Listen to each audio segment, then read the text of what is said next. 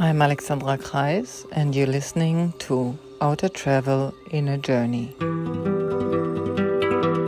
Journeying now for 30 years into the life and practice of yoga, I have met many who have taken interesting turns, went past extraordinary bumps, and reached unexpected places. People with whom I shared conversations about everyday struggles, intimate realizations, larger questions, ideas, and dreams. So today, I'm passing on the mic to one of them so we could hear and celebrate the wisdom in people's differences and experiences. Welcome to Out to Travel in a Journey. On my show today is Benjamin Joon. Hey, Benjamin. Hello, nice to meet you. Nice meeting you. Benjamin is based in Berlin, Germany, practicing in Berlin, living outside of Berlin, wise man. And if you wanted to tag him down onto something, I'd say he is a mindfulness teacher and an integral life coach. And the reason we're talking today is that we want to talk about the truth of practices, not the truth as such that they are not true, but how can you deepen your practices so they become reality from that very difficult transition from theory and understanding into lived wisdom. That is what we're hoping to touch upon today. So, Benjamin, you have quite a journey behind you from Korea to Germany with some trauma, and maybe you want to give a rough idea to the listener. Where did you absorb and fall onto the path of wisdom teachings and Dharma teachings? Well, to understand me as a person, I think there are some points of my life listeners should know. And one thing is that I'm born in Korea and that I was an orphan, was 2.5 years old. I lived in the orphanage for 1 year, and then I was adopted to Münster, not too small town in the west of Germany. For me, it was more like different challenges coming together. It's not like this one thing was challenging. It was many challenges, like changing again after being in the orphanage, changing again the environment, and this in a very radical way. Even the second one, not the orphanage, I would say coming to Germany was much more radical.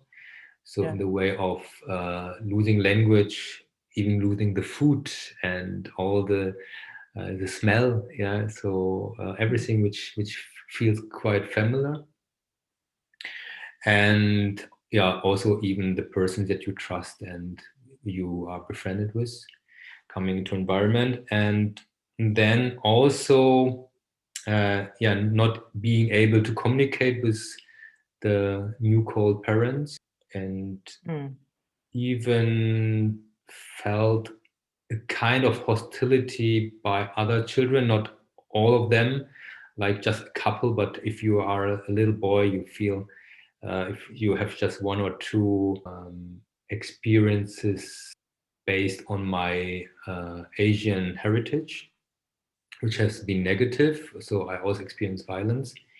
So this can be very intense, especially when you are already in a very vulnerable place, and there's no one else like you. So you have no one who you can give you a good advice or can help you in that moment. So you're the only one who makes this experience or made this experience in your environment. So yeah. Can I just intersect there for the listener who maybe hasn't met you and hasn't looked up on your website, but you're coming from Generation X, as they call it. You were born in the 70s, and so for somebody like my daughter, she was born, like in Generation Y, and there's a lot more going on in integrating Asian and African people into the community, into the German community, I must add.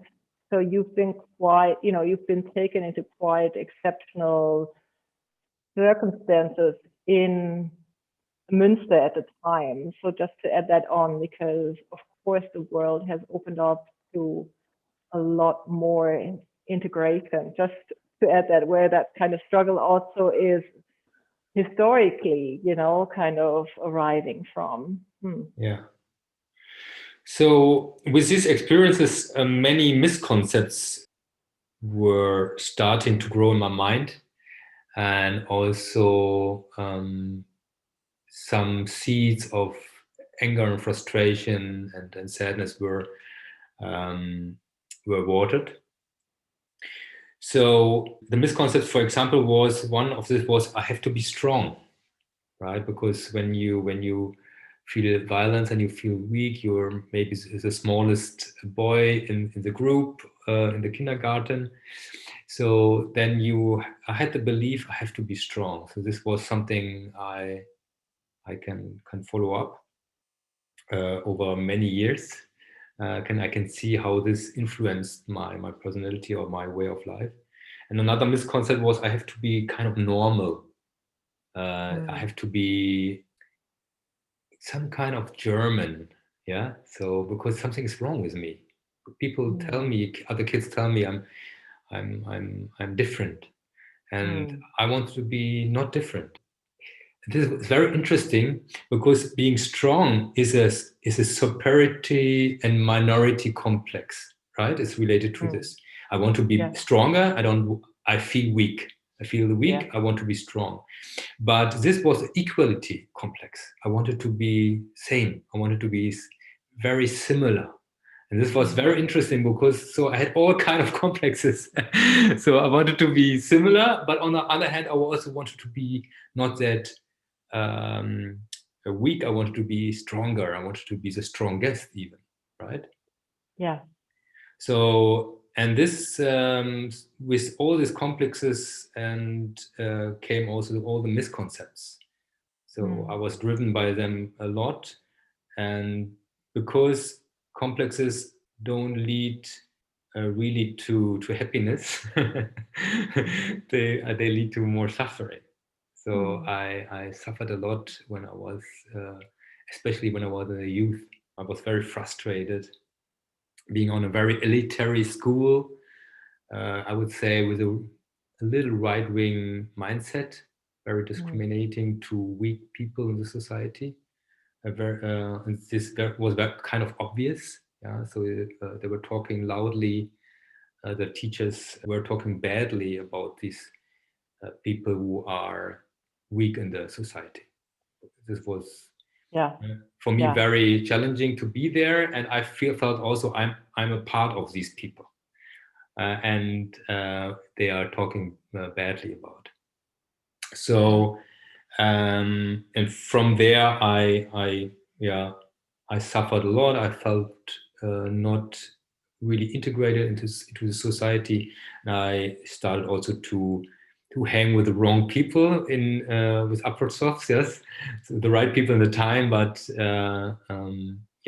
so hanging on the street and taking drugs, and so this was my use to party a lot and to somehow feel that some people belong to me and that I can be happy even in this very sad time. And drugs help me, and these people from the street help me to feel that I belong to someone.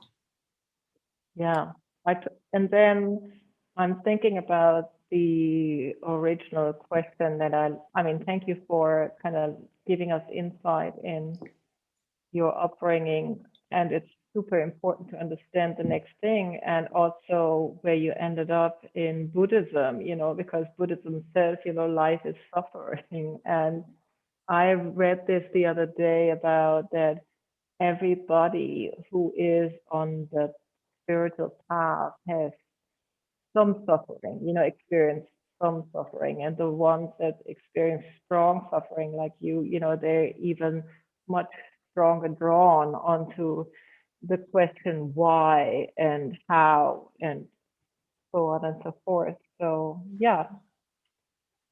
Yeah, to make this long story a bit shorter, I just want to point out that I made some spiritual experiences in my youth, but I could not really understand this. It was kind of fantasy for me, but it was a little bit different, I felt, because it was so deep. What was deep? Don't skip the that part. I'm so curious. What happened? Yeah, I don't want. Share. Yeah, I don't want to be to go too deep into it. But one thing was that I realized why we are here. In a dream-like realization, which was not really. It felt like a dream in that moment, but it was more a realization. Okay. So and it helped me. It helped me really at that point, and I was not that deep into some kind of spirituality. I had never read a deep spiritual book. I mean, I come from Christianity, and I was very curious about it, and I read a lot in the Bible, but it was never described this kind of realizations that a person can have, that everyone can have this kind of realizations. So some special people have it, right? Like Jesus has it, and some very amazing people have it. But me as a youth, frustrated and a little bit silly, or a lot of silliness in the mind, can have this realization. It was not never described there. I never saw that. But I had these realizations, and it helped me a lot to understand. And the second one was a more mathematic realization, to understand that everything is one, that there's nothing, that everything is one, but it means even a tree is one, but by everything, everything is inside in the tree. Everything is in the drop. Everything is on planet Earth, in every human being. And it was a mathematic realization. I was really understanding that in numbers, that everything is just one. It was so simple, but it was a complex realization on the other hand. The holographic universe that you're talking about. If you look at a diamond, on the one hand, diamond is one, but it mirrors everything what comes from outside, and can bundle everything at one point. And even if you bring one light into the diamond, it can spread in many different directions. So these were maybe the two very important realizations that I had in that time, that everything is one, and that there is a reason why we are here. So beautiful. But that was it. It was not like that I had a follow-up and then I followed a spiritual teacher and I did go to India. No, I did still was struggling, suffering, and taking drugs and partying hard. I did it for a very long time, and I was even my first profession was to work in this scene, to become a techno and minimal house DJ, and also throwing parties and even co-running a club in Berlin Mitte. So, and this was going on until 25, and there was one point it was just enough. It was enough of drugs. Alcohol is a part of drugs. Enough of nightlife, of superficial relationships, and also struggling with finances. And I felt like maybe my father was right, and I gonna study. Yes. I think many people of us are at this point, but gave it a try for 2 weeks. I studied at the FU Berlin. Fortunately, a friend gave me a call and asked me if he can hire me. And he worked in the advertisement. So, and it was a very good job. He gave me all the professional environment. I could learn a lot from his professionality. I became the head of the department. And yeah, so I felt it was perfect from everything around me. Like I had employees, and I could really grow it in my way, and it went also very well. But it was advertisement, so I was very happy with everything. I had a good boss. I had great employees around me in the team, and we were very successful with what we did. And in the same time, I started to read Buddhist books, not Thich Nhat Hanh from the very beginning, but in general Buddhism. And somehow it changed something without that I was really aware of it. I was asking questions like, is this it? Should I really do this? And there was one point a friend gave me a book from Thich Nhat Hanh. And this was different to all the other Buddhist books, because the way he wrote, it was the first time I really did understand the teachings. It was so simple that I could understand, because before it was stories like the white tiger meets the monk on the mountain. And then like, what has this to do with me? And it was more like something which is far away from my daily life. And it was more like riddles, like Zen riddles. It didn't help me. It just confused me more.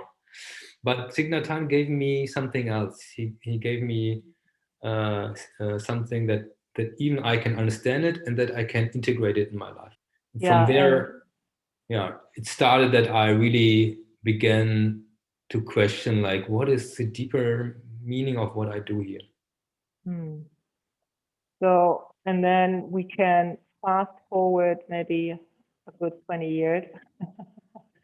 Where or a little bit less, but where you now kind of comfortably sitting in this positioning of having an interest in this path and passing it on. And as you said before we came officially together here, but you mentioned like there is a lot of, skillful people out there these days that do wisdom teaching and Dharma teaching. And I also feel we've managed to break down these higher practices into more attainable steps and understandings from the lifestyle we live. I also feel that totally that is one of my goals. That was always one of my goals, to break it down from the high teachings of sutras that contain so much in giving more life-related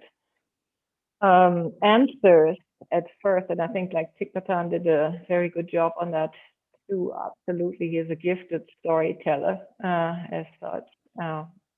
But as I said, fast forward, you kind of went and met your current teacher a while back, and you asked him a question that we can, go on further here and talk about what we said we're going to talk about.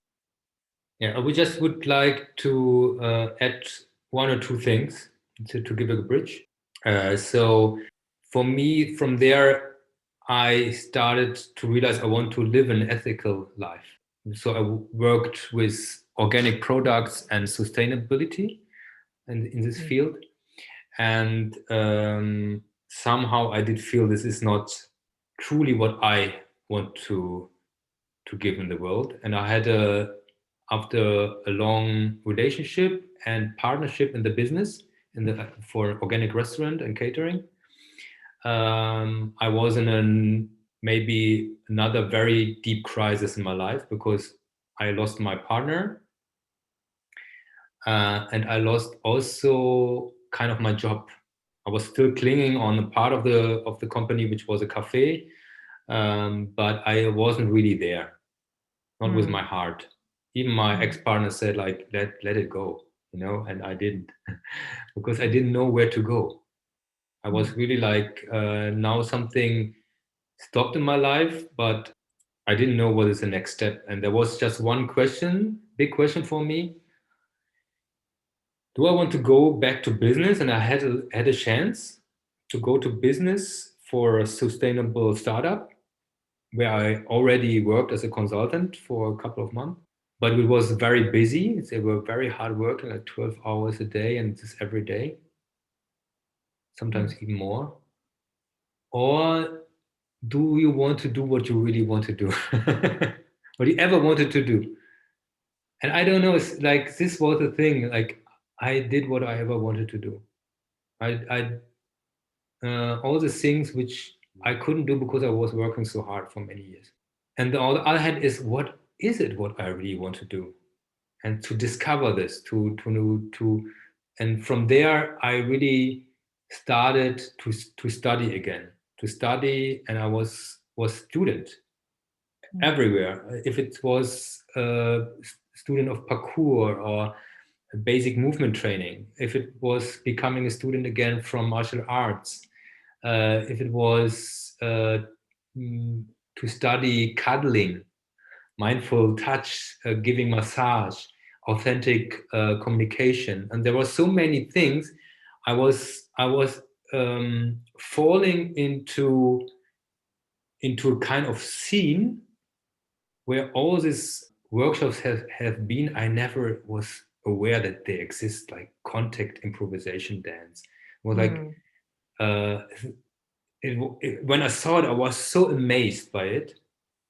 And when I did it, I even was amazed. So I did it for many years. But still, all these people who do for many years authentic relating, or for many years they do this and this kind of dance or technique and this message, I didn't feel that they're really, really happy. Even the teachers, I could not see that they really are that what they are talking about in their teaching. They're also seeking for it. This is one thing of the observation, but it's not only in the outside, it was also in the inside that I realized that even I do this what I really want, and it helps me to live more authentically, but still I'm not really happy, and I'm still feel I can see my unskillfulness and the lack of integration. So I train authentic relation, and I even teach it already.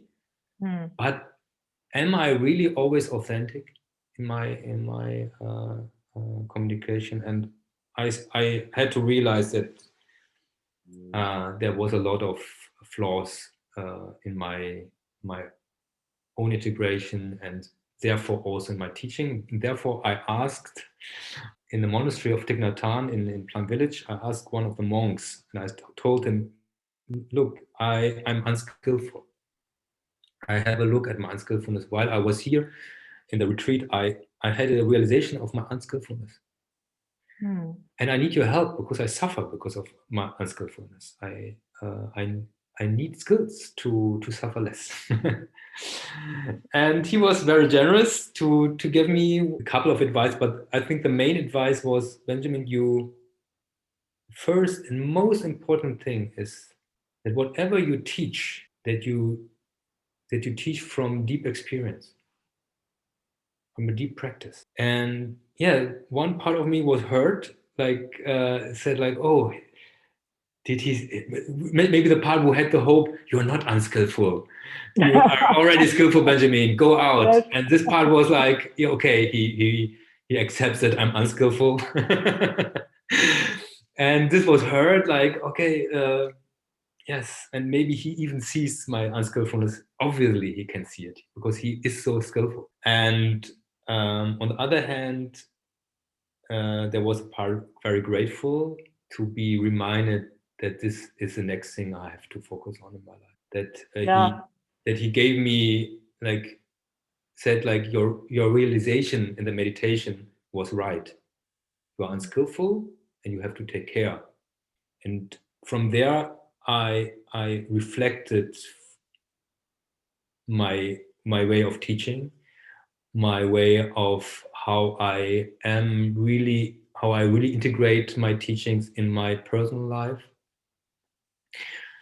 And it is less the theory, the concepts, that it's more I prove it. I prove it and I live it, and I try to integrate it more and more. I'm so grateful that you brought up this difficult subject, and it's funny that it's out there. I think because I had a similar conversation with another podcast guest of mine, and we talked about authenticity, as such, and the fear of vulnerability that comes with it. So, what you term skillfulness and becoming less in suffering is somehow the question, I mean, you almost said it there, like, how can I not suffer or suffer less? And I think what's happening on the path really is that we have to come into the shadow side of these things, that suffering is part of life, which is very difficult to understand when you kind of enter the part, like, why should I suffer and why shouldn't life be beautiful? But mainly, I'm grateful that you mentioned that skillfulness is just being with what is. That kind of comes down to me. And being with what is also to me knowing when we're faking the material. Oh, we're not faking it, but we're just reciting and rehearsing something we heard instead of having lived it through. And yes, we need to do that at times to grow. Even kids do that all the time. They say something back to you that you said. They don't know what it really means, but they know the energetic imprint of that. They skillfully kind of read the energetic imprint of that and use it as such. So, Yeah. hmm. I don't think that faking is something really wrong. I No, think, neither do I. No. yeah, faking is very important.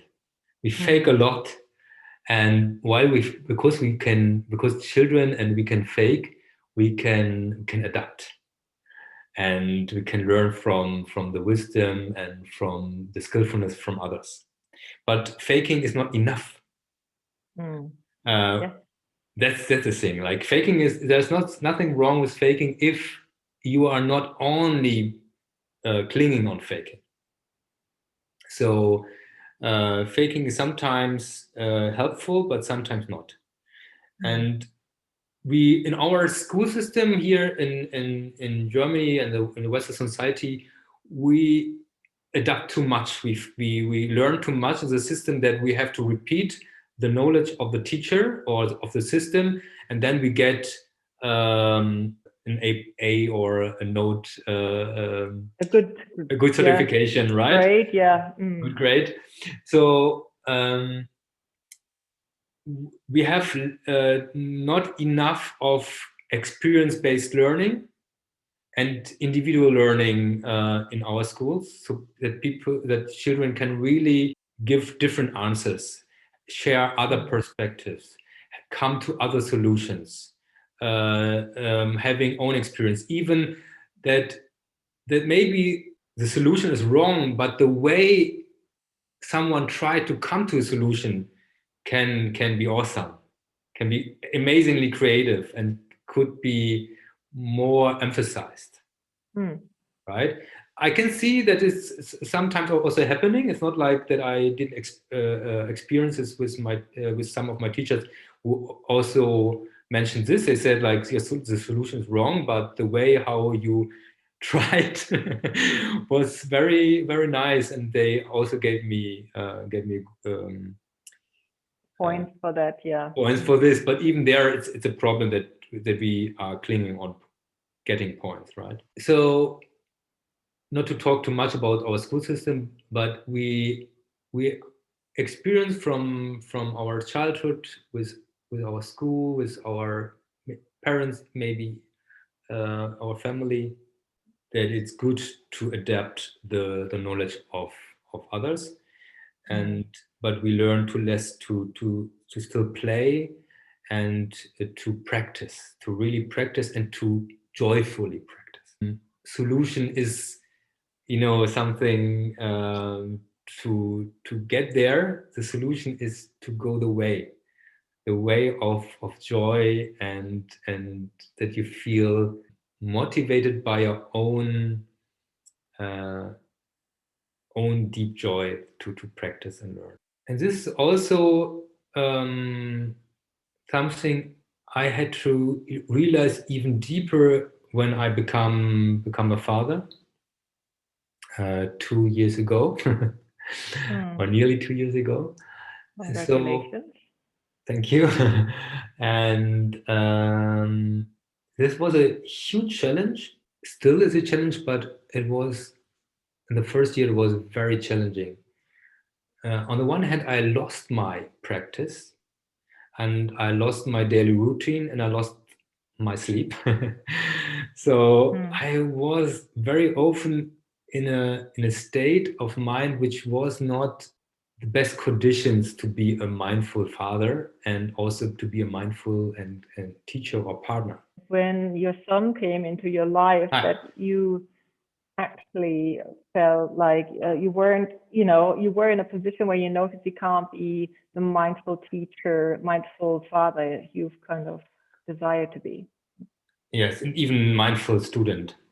Yeah. So yes, the idea that I had about how I can practice and integrate meditation into my daily life, this idea was not working anymore. Somehow quickly I realized, when I let go of this idea, I can bring meditation into my daily life in a completely different way, and maybe even deeper way.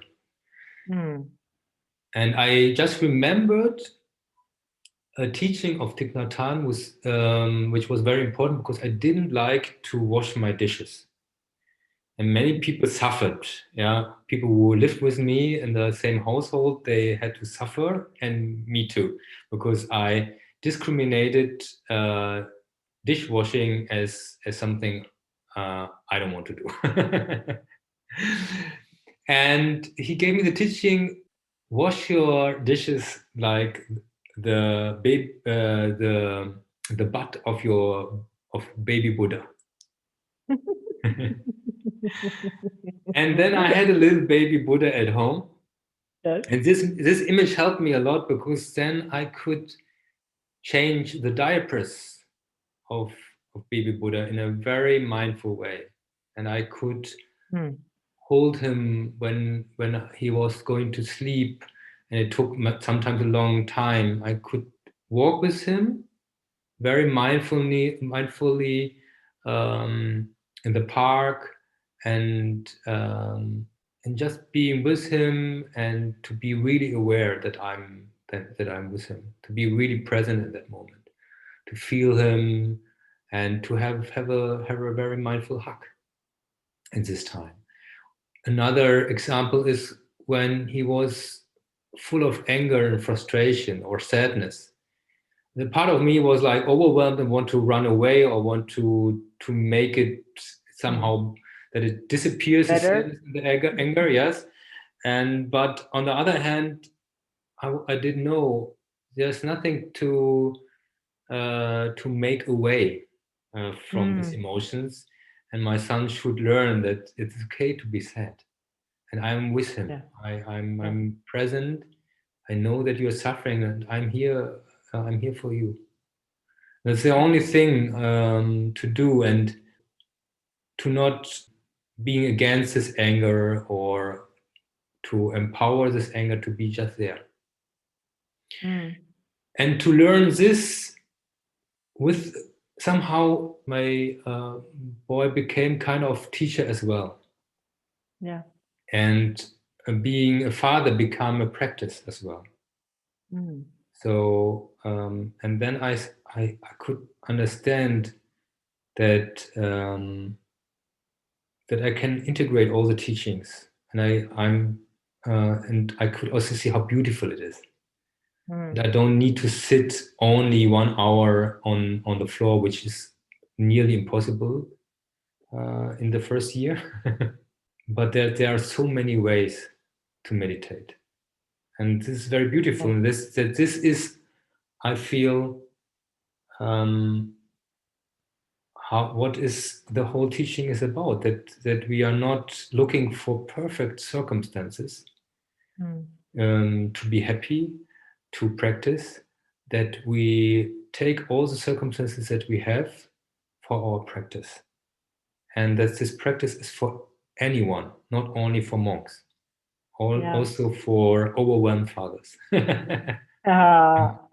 Indeed, all these practices are for reality, and I think they've been misunderstood from so many of us as golden grails that we're turning ourselves. Like you said initially, there is no Bible story mentions that Jesus was a drug or, drug addict or whatever, but that misperception of that we either have to come as enlightened to this world, and then get all the surprising moments immediately.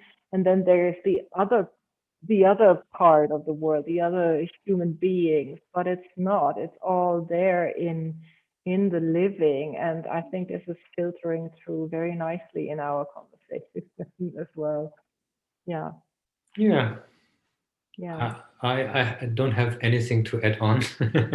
No, and I think you said something very important, and I think that's almost a good roundup to our conversation in where you have arrived or where you can arrive if you kind of follow your practices and where life is taking you with your practices to become more and more real, more authentic, and recognize that it's the magic lies in the moment, so to speak.